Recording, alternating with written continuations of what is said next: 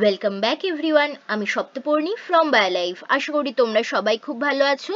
তো আজকে আমরা নিয়ে চলে এসেছি পেজ নাম্বার 294 এবিটিএ টেস্ট পেপারের যে লাইফ সায়েন্সের কোয়েশ্চেন সেট রয়েছে তার 2 মার্কসের কোয়েশ্চেনগুলো। তো তোমরা সবাই জানো আমাদের চ্যানেলে আমরা অলরেডি লাইফ সায়েন্সের এবিটিএ টেস্ট পেপারের যে ডিস্ট্রিক্টের কোয়েশ্চেনগুলো ছিল তার সবকটার 1 মার্কের কমপ্লিট করিয়ে দিয়েছি এবং 2 মার্কসের এখন করাচ্ছি। তো এগুলোর সবকটার ভিডিও তোমরা পেয়ে যাবে আমাদের চ্যানেলে এবিটিএ টেস্ট পেপার সলভ 2024 এর যে প্লে লিস্ট রয়েছে তার আন্ডারে। ঠিক আছে, তাহলে চলো আর দেরি না করে ভিডিও স্টার্ট করা যাক। দেখো, ফার্স্ট কোয়েশ্চেন বলছে উদ্ভিদের ট্রপিক চলন নিয়ন্ত্রণকারী হরমোনের নাম কি? খুব ইজি, অক্সিন হরমোন। এটি কোন অংশ থেকে নিঃসৃত হয়? এটি নিঃসৃত হয় কাণ্ড এবং মূলের অগ্রভাগ থেকে, এছাড়া ভ্রূণ মুকুলের আবরণী থেকে, বর্ধনশীল পাতার কোষ থেকে এবং এছাড়া ফলের থেকেও কখনো কখনো নিঃসৃত হয়। তো এটার অ্যান্সার তোমরা পেয়ে যাবে সাঁতরার যে বইটি রয়েছে জীবনবিজ্ঞান এবং পরিবেশ পরিচয় তার পেজ নাম্বার 8 থেকে। ঠিক আছে, নেক্সট কোয়েশ্চেন, অ্যাড্রিনালিন হরমোনের দুটি ব্যবহারিক প্রয়োগ লেখো। দেখো, এখানে কিন্তু তোমাকে হরমোনের কাজ জিজ্ঞেস করেনি, হরমোনের অ্যাপ্লিকেশন জিজ্ঞেস করেছে। তো কি হয় যখন সিভিয়ার অ্যালার্জিক রিয়াকশন হয় কারোর, যেটাকে আমরা অ্যানাফাইলেকটিক শক বলি, সেক্ষেত্রে অ্যাড্রিনালিনের ইনজেকশন দেওয়া যায়। এটি একটি ব্যবহারিক প্রয়োগ। এছাড়া আরেকটি হতে পারে কারোর যখন কার্ডিয়াক অ্যারেস্ট হয়ে যায় বা ব্রঙ্কিয়াল অ্যাজমা দেখা যায়, সে সময়ও কিন্তু অ্যাড্রেনালিন ইনজেকশন দেওয়া যেতে পারে। তো আমি তোমাদের তিনটে বলে দিলাম, যে কোনো দুটো তোমরা লিখতে পারো, এটা বইতে কোথাও দেওয়া নেই। নেক্সট বলছে, দেখো মানব দেহের সবচেয়ে বড় এবং ছোট পেশির নাম কি? সবচেয়ে বড় পেশির নাম হচ্ছে গ্লুটিয়াস ম্যাক্সিমাস। ঠিক আছে, যেটি আমাদের পশ্চাৎ দেশে অর্থাৎ বাটাক রিজিয়নে দেখা যায়। আর সবচেয়ে ছোট পেশি হচ্ছে স্টেপিডিয়াস মাসেল, যেটি আমাদের অন্তর্কর্ণে যে অন্তর্কর্ণ না, মধ্যকর্ণে যে স্টেপিস নামক সবচেয়ে দেহের ছোট হাড় আছে সেটার নড়াচড়ায় হেল্প করে। ঠিক আছে, সেটাকে কন্ট্রোল করে। তাহলে সবচেয়ে বড় গ্লুটিয়াস ম্যাক্সিমাস, সবচেয়ে ছোট স্টেপিডিয়াস। এটাও তোমরা বইতে কোথাও পাবে না। নেক্সট বলছি, দেখো কোষ চক্রের দুটি গুরুত্ব লেখো। রিপিটেড কোয়েশ্চেন, অনেকগুলো সেটেই আমরা এই সেম কোয়েশ্চেন পেয়েছি। পেজ নাম্বার 52 তে তোমরা পেয়ে যাবে। একটি প্রয়োগ হচ্ছে যে কোষ চক্রের বিভিন্ন যে পয়েন্ট রয়েছে অর্থাৎ চেক পয়েন্ট, সেখানে যদি কোষ চক্রে কোনো রকম অনিয়ন্ত্রিত ঘটনা ঘটে তাহলে সেখান থেকে টিউমার হওয়া এবং সেই টিউমার ম্যালিগন্যান্ট হয়ে ক্যান্সার হওয়ার চান্স থাকে। এবং দ্বিতীয় হচ্ছে কোষ চক্রে G1 দশার অন্তর্গত একটি দশা হচ্ছে G0 দশা বা রেস্টিং ফেজ। সেই ফেজে যখন কোনো সেল চলে যায় তখন আবার যতক্ষণে সে গ্রোথ ফ্যাক্টর ফিরে পাচ্ছে G1 দশায় ফিরে আসতে পারে না। যেরকম আমাদের যে নিউরনস এবং মাসেল সেলস, তারা G0 দশায় একবার ঢুকে গেলে আর কোষ চক্রে ফিরত আসতে পারে না। ঠিক আছে, ফলে তাদের কোষ বিভাজন হয় না। নেক্সট বলছি, দেখো সংকরায়ন পরীক্ষায় কিভাবে প্রকট গুণ প্রকাশিত হয় তা একটি উদাহরণের সাহায্যে লেখো। এটা তোমরা পেয়ে যাবে পেজ নাম্বার 80 এবং 81-এ। তো তোমরা জানো যে আমাদের মেন্ডেলের যে একসংকর জননের পরীক্ষা ছিল সেখান থেকে তিনি দুটি প্রতিপাদ্যে উপস্থিত হয়েছিলেন। একটা তো হচ্ছে পৃথকীভবনের সূত্র এবং দ্বিতীয় আরেকটি যেটা আছে সেটা হচ্ছে ল অফ ডমিনেন্স বা প্রকটতার সূত্র। তো প্রকটতার সূত্রে কি বলা হয়, যখন দুটি বিপরীত বৈশিষ্ট্যধর্মী, ঠিক আছে, এবং পিওর বিপরীত বৈশিষ্ট্যধর্মী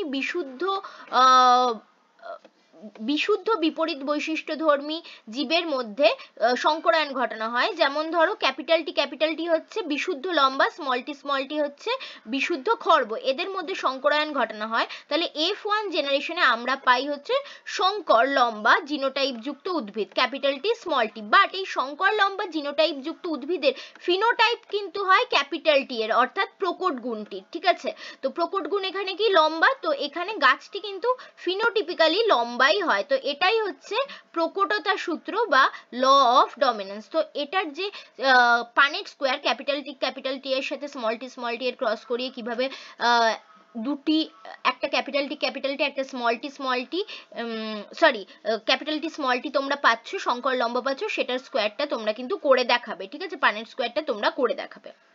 নেক্সট বলছে দেখো লঘু মস্তিষ্কের কাজ কি, এটার অ্যান্সার তোমরা পেয়ে যাবে পেজ নাম্বার 27-এ। লঘু মস্তিষ্ক বা সেরিবেলামের কাজ হচ্ছে আমাদের বডির যে ব্যালেন্স সেটাকে মেনটেন করা, বডির যে ভঙ্গিমা অর্থাৎ পশ্চার সেটাকে মেনটেন করা, এবং এটি প্রত্যাবর্তী স্নায়ুকেন্দ্র হিসেবেও কাজ করে। নেক্সট বলছে ইউক্রোম্যাটিন এবং হেটেরোক্রোম্যাটিন কাকে বলে, অ্যান্সার তোমরা পেয়ে যাবে পেজ নাম্বার 49-এ। ইউক্রোম্যাটিন হচ্ছে আমাদের ডিএনএ বা আমাদের যে ক্রোম্যাটিন রয়েছে তার জিন অ্যাক্টিভ অংশ, ঠিক আছে, যেটি সাধারণত হালকা রঙে রঞ্জিত হয়, কারণ এখানে জিনগুলি অ্যাক্টিভ অবস্থায় থাকে, খোলা খোলা থাকে ক্রোম্যাটিনটা এই জন্য। whereas হেটেরোক্রোম্যাটিন হচ্ছে জিন পুয়োর অঞ্চল, ঠিক আছে, যেখানকার জিনগুলো মানে যেখানে জিন কম থাকে এবং যেগুলো থাকে সেগুলো ততটা অ্যাক্টিভ নয়।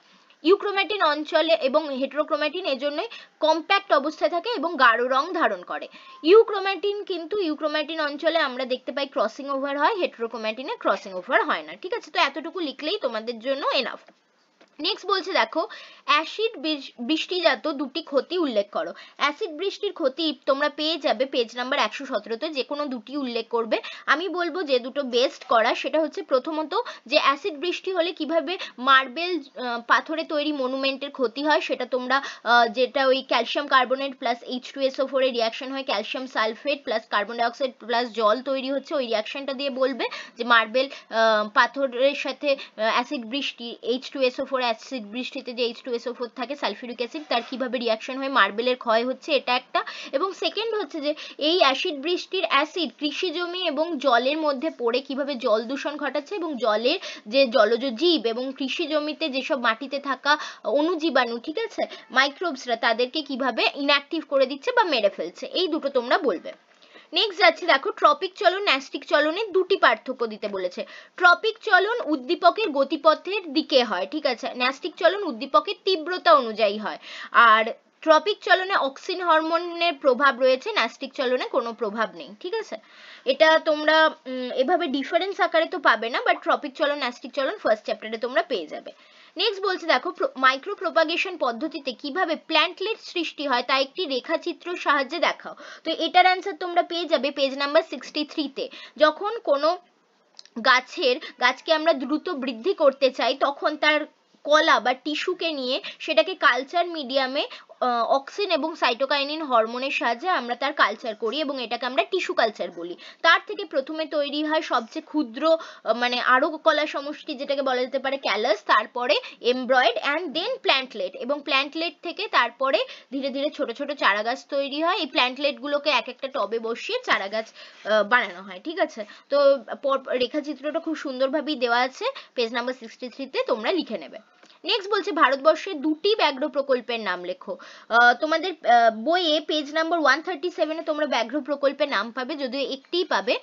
একটি হচ্ছে সুন্দরবন যেটা ওয়েস্ট বেঙ্গলের সাউথ 24 পরগনা জেলায় অবস্থিত, আর একটি হচ্ছে বক্সা প্রকল্প টাইগার রিজার্ভ যেটা আলিপুরদুয়ার ডিস্ট্রিক্টে অবস্থিত পশ্চিমবঙ্গের, ঠিক আছে।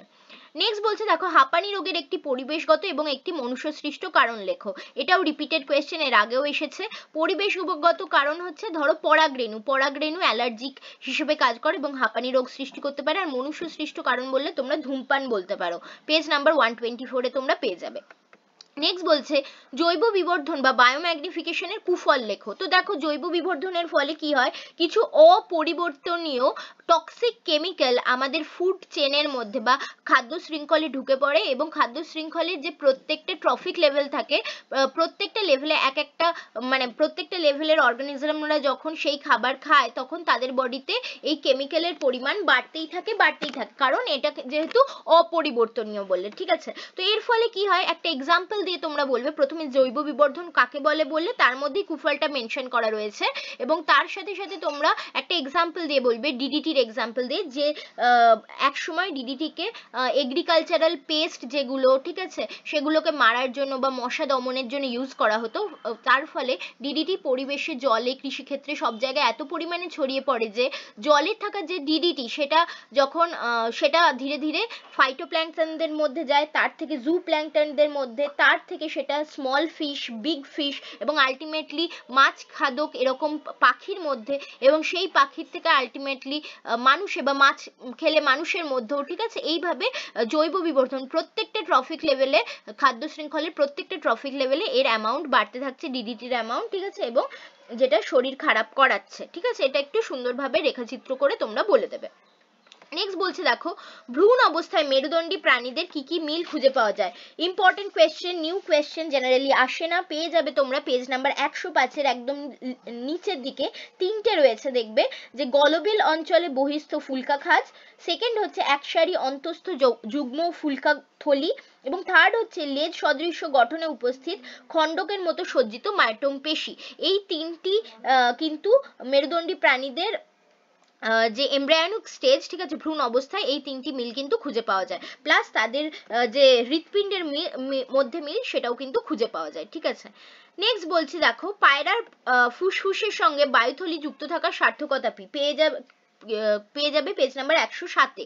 দেখো, পায়রার বায়ুথলি, পায়রার বায়ুথলির মধ্যে গ্যাস থাকে, অক্সিজেন, সেটা পায়রার বডিটাকে হালকা করে, ফলে পায়রা উড্ডয়নের সময় সহজেই মাটির থেকে উপর দিকে উঠতে পারে। এটা একটা মানে কি বলবো সার্থকতা। সেকেন্ড সার্থকতা হচ্ছে যে এই পায়রার বায়ুথলির মধ্যে যে অক্সিজেন গ্যাস থাকে সেটি ওড়ার সময় পায়রাকে শক্তি প্রদান করে, ঠিক আছে, এবং পায়রা সহজে ক্লান্ত হয়ে পড়ে না। এটা হচ্ছে সেকেন্ড সার্থকতা। ওকে, নেক্সট কোয়েশ্চেন বলছে দেখো, মাটিতে আবদ্ধ নাইট্রোজেন কিভাবে বায়ুমণ্ডলে মুক্তি পায়? তো এটা হচ্ছে আমাদের যে ডিনাইট্রিফিকেশন বা নাইট্রোজেনের মোচন, সেইটা তোমাদের লিখতে হবে যে ডিনাইট্রিফিকেশন পদ্ধতিতে মাটিতে অবস্থিত নাইট্রোজেন যৌগ, যেমন ধরো তোমাদের একটা এক্সাম্পল দিয়ে বইয়ে রয়েছে যে মাটি নাইট্রেট যৌগ, ঠিক আছে, সেটা ডিনাইট্রিফাইং ব্যাকটেরিয়া যেরকম সিউডোমোনাস, থায়োব্যাসিলাস ডিনাইট্রিফিকেন্স, এদের মাধ্যমে নাইট্রোজেন গ্যাসে কনভার্ট হয় এবং এই নাইট্রোজেন বায়ুমণ্ডলে মিশে যায়, ঠিক আছে।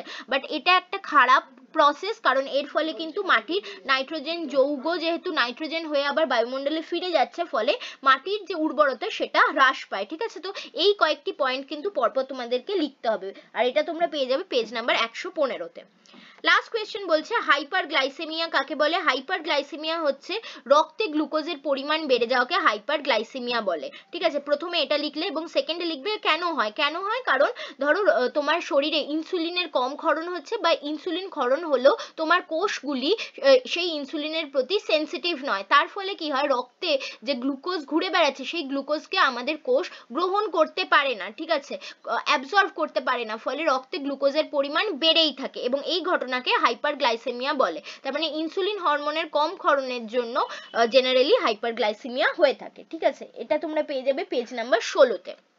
তো এই ছিল আমাদের পেজ নাম্বার 294-এর সবকটা 2 মার্কসের কোয়েশ্চেন এবং তার ব্যাখ্যা সহ অ্যান্সার।